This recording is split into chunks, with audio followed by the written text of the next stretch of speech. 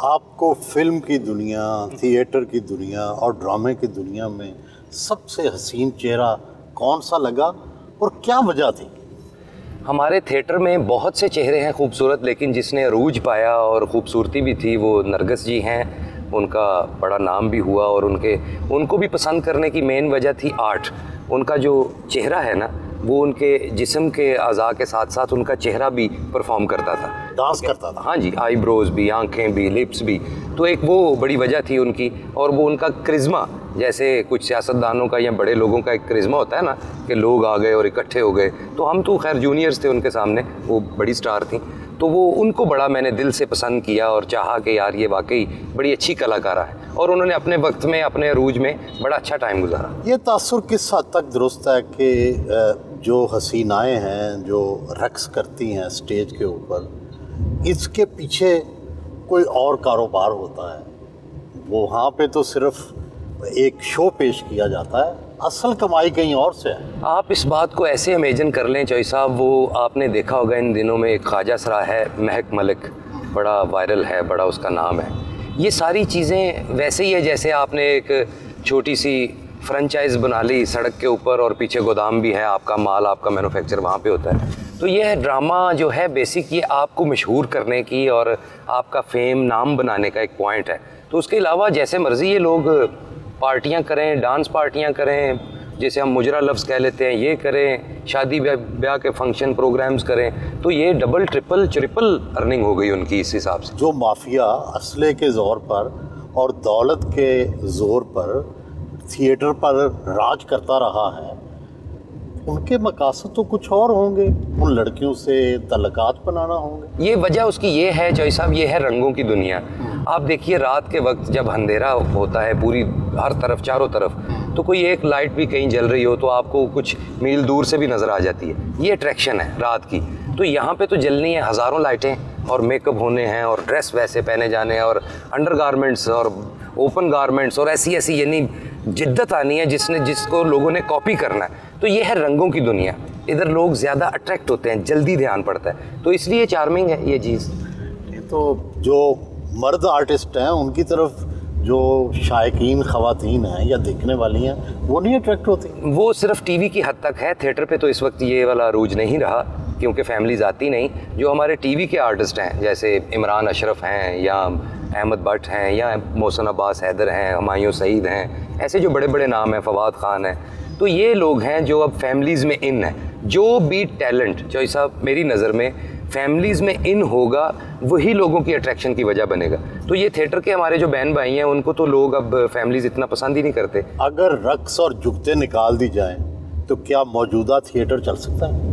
अगर तो उसकी शक्ल बदल दी जाए और उसका एनवायरनमेंट बदल दिया जाए तो क्यों नहीं चलेगा। क्योंकि अभी पिछले दिनों में एक हमारे कराची से भाई हैं यासर हुसैन, वो एक ड्रामा लेके आए थे, अलहमरा आर्ट्स काउंसिल में उन्होंने पेश किया, शायद मंकी बिजनेस या कुछ ऐसा नाम था उसका।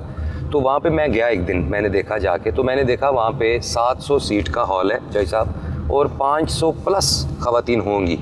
तो मैंने अपने मुशाहदे के लिहाज से जो वहाँ पे वॉच किया वो मैंने ये देखा कि ये सारी की सारी औरतें जो हैं वो इस ड्रामे के लिए नहीं आई, वो थिएटर की ख़वातीन हैं, फैंस हैं जो थिएटर देखना चाहती हैं। आज भी अगर उसका पैकिंग अच्छे तरीके से की जाए, वो ताहिर सरवर मीर साहब कहते हैं कि चांदी दे वरक अगर ला देते जान, तो मुझे लगता है ये आज के दौर से ज़्यादा बेहतर बिज़नेस होगा। जो मौजूदा बिज़नेस थिएटर का हो रहा है उससे बेहतर होगा अगर हम औरतों बच्चों को इन्वॉल्व कर लें। जिस तरह से फ़हाशी और रक्स रोका जा रहा है, क्या इससे रुक जाएगा वाकई गवर्नमेंट की सख्ती से? नहीं, गवर्नमेंट बेचारे अपनी ताई तो बहुत सख्ती कर रहे हैं, लेकिन वो हो नहीं सकता। वो इसलिए कि अभी 3 महीने का टाइम दिया था अज़मा बुखारी ने इनको कि आप थिएटर को बेहतर करें और अच्छे से अच्छा करके दिखाएं। तो मेरा नहीं ख्याल कुछ भी ठीक हुआ है, क्योंकि वो एक ड्रामे में 5 डांस भी हैं जो अप्रूव हैं गवर्नमेंट की तरफ से, वो भी दिखाए जाने हैं बीच में, और आपने ड्रामा भी करना है। दूसरा नुक्ता नज़र भी है, वो कहते हैं कि यार 500 में 1000 में अगर लोग 5 रक्स देख कर खुश हो जाते हैं और उनके लिए वो तफरीह का बायस है, तो क्या हुकूमत का क्या काम है इसमें मुदाखलत करने? अच्छा चलें, एक हद तक तो ये बात ठीक है, लेकिन ये मैं थोड़ी सी, सॉरी आप मेरे बड़े भाई हैं तो सही कर रहा हूँ कि 500 1000 वाला दौर चला गया जे चौई साहब। 5-5 7-7 हज़ार का टिकट जे फ्रंट का, जिन्होंने 4-5 गाने वेखने वो पागल ने, 500 टिकट बेचन 5-5 हज़ार का है, यानी वो ठीक है, पैसे वहाँ पे हैं। मेरा ज़ाती अगर राय मैं दूँ तो मुझे ये लगता है ये जो थिएटर्स हैं जहाँ पे डांस होता है, बुरा या अच्छे की बात नहीं हो रही, डांस वाले थिएटर को आप बंद ना करें, उसको एक प्रॉपर जगह दे दें, वो चलता रहे। इसके अलावा को 5-7-10 प्लेसेस ऐसी बना दें जहाँ पे सिर्फ फैमिली ओरिएंटेड कंटेंट ही होगा, उसके अलावा ड्रामा नहीं होगा। उसमें अगर रिक्वायर्ड है डांस तो हो जाए, अगर नहीं है तो कोई ज़रूरत नहीं, ज़बरदस्ती नहीं घुसेड़ना इसमें। टीवी शोज़ जो शुरू हुए जिसके अंदर कॉमेडियन भी ज़ाहिर है बड़ा उनका अहम रोल था, उनसे क्या आर्ट का फ़रोग हुआ, कॉमेडी का फ़रोग हुआ, या वो भी बस सिर्फ महज तफरीह बराए तफरीह थे? नहीं, उसमें बहुत ज़्यादा अवेयरनेस हुई, आर्टिस्टों की, थिएटर के लोगों की बड़ी इज्जत हुई, बड़ा लोगों ने पसंद किया। देखिए ना, आप एक जगह है सिर्फ 1500 लोग देखेंगे और चले जाएंगे, और एक पॉइंट है कि आप लोगों के बेडरूम्स में चले गए, घरों में चले गए, ड्राइंग रूम्स में चले गए, तो वो इज्जत तो मिली इनको, और रिस्पेक्ट भी मिली, पैसे भी मिले, फेम भी मिला। लेकिन अब एक समझिए गिला है मेरा इन भाइयों से भी, विदन मी, मेरे समेत, कि हमें अगर अल्लाह ने टीवी पे ले जा के इज़्ज़त, फेम, मुकाम दे दिया, तो जो थिएटर से हम आए हैं उसकी बेहतरी के लिए कोई भी काम नहीं कर रहा और ना ही को करना चाह रहा है। लेकिन ये सारे जितने भी टीवी शोज़ कॉमेडियंस के शुरू हुए, इनके अंदर झगड़े, आपस में कोई निकल रहा है, कोई आ रहा है, कोई उस पर इल्ज़ाम लगा रहा है, होस्ट पे इल्ज़ाम लगाए गए, इसकी क्या वजह है? क्या बहुत इसमें जो पैसे हैं वो वजह है, लोगों के रवैये हैं, क्या ये क्यों नहीं उस तरह से कामयाबी से कॉम्बिनेशन चल सके? उसकी एक वजह तो ये है कि जो हमारे जो लीड करते हैं इस शोज़ को, यानी जो हमारे होस्ट हैं, उसमें हर बंदे का अपना मिजाज है। कुछ जो हमारे होस्ट हैं उनका मिजाज सख्त है, ज़रा लोगों में इतना प्यार नहीं है, मोहब्बत से नहीं पेश आया जाता। एक ये वजह बनती है आर्टिस्टों के जाने की, जहाँ पे इज़्ज़त थोड़ी कम हो जाए। दूसरा है जो हमारे दूसरे मीडिया हाउसेस हैं, वो आपको ऑफ़र इतनी अच्छी कर देते हैं, वो बेचारे, अच्छा एक मेन जो लॉजिकली वजह है ना हम सब के पीछे रहने की या डगमगाने की या उस तरह से इनकी इज़्ज़त ना बनने की, वो है एजुकेशन की कमी। तो इसलिए हमें कोई भी बात सुना के इधर उधर कर सकता है। तो ये जब इनको अच्छी ऑफ़र मिली, एक बंदा एक जगह से ले रहा है जी 1 मिलियन, उसको अब 2 मिलियन की ऑफ़र होगी, तो वो तो सोचता है फौरी के यार 20 लाख रुपया आ रहा है, तो मैं क्यों ना स्विच कर जाए। तो ये भी मुझे लगता है 2-3 वजूहात हैं। एक निजी रेस्टोरेंट पहुंचे, उन्हें गुलदस्ता पेश किया गया,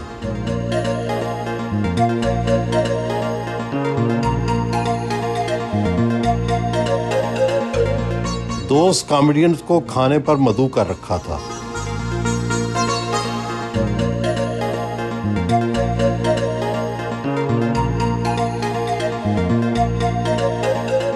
वो कि सलीम साहब ਤੁਹਾਡੇ ਕੋਲ ਬਹੁਤਾ ਬੈਂਦੇ ਨਹੀਂ, ਜਾਂ ਤੁਹਾਡੇ ਤੇ ਮੱਖੀਆਂ ਬਹੁਤਾ ਬੈਂਦੀਆਂ? ਹੁਣ ਤੇ ਸਾਫ ਸੁਥਰਾ ਰਹਿਣ ਲੱਗ ਪਿਆ, ਹੁਣ ਇਹਦੇ ਹਿੱਸੇ ਦੀਆਂ ਵੀ ਮੇਰੇ ਤੇ ਬੈਂਦੀਆਂ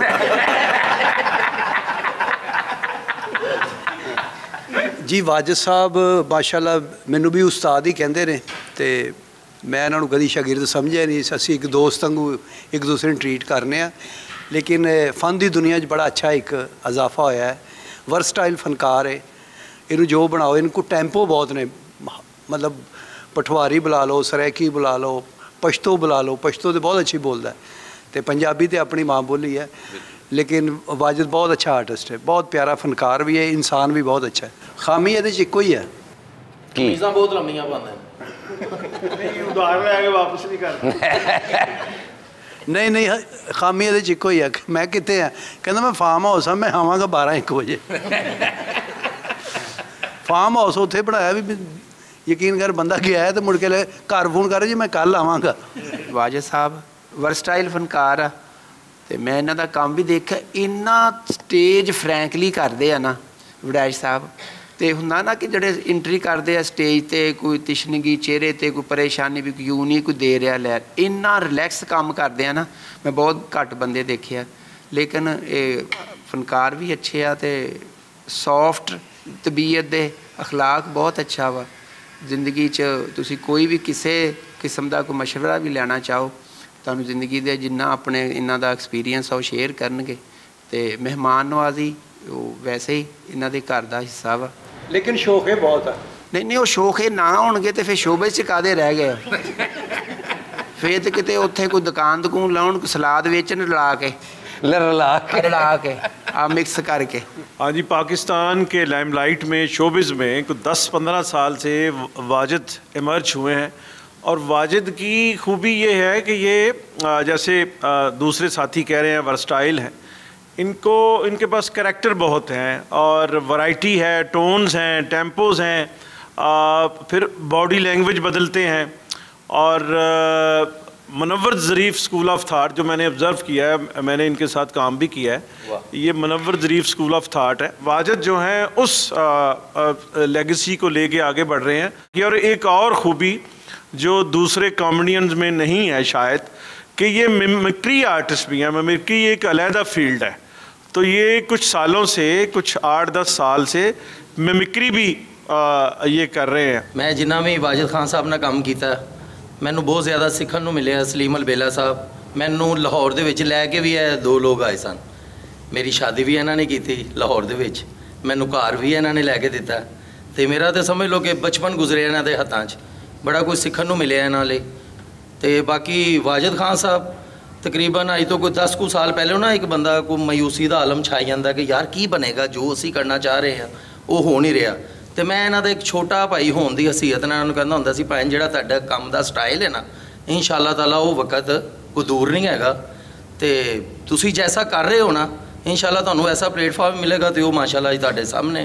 तो बाकी अच्छाइयाँ तो काफ़ी होंदियां, इन्हां दियां खामियां भी बहुत ज़्यादा ने, क्योंकि मैं ज़्यादा टाइम नाल रहा। एक अद्धी दस दे। हाँ, लेजी बहुत ने भाई। की वजह है दी खान साहब? लेजी लम्हे बहुत सुनदा मैं।